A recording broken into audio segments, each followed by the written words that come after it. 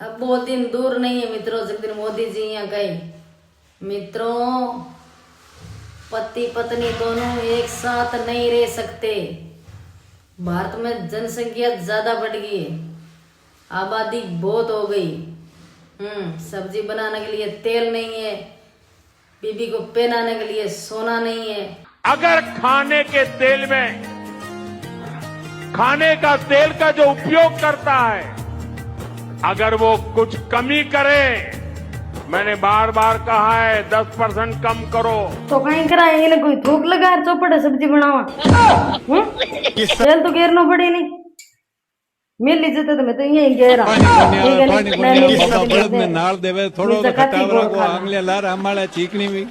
तेल कम अरे चीकनी ऊन में 12 महीना 1.5 साल तो लागी भाई साहब, एकदम ही तो हमारे लिए हरू कर दी।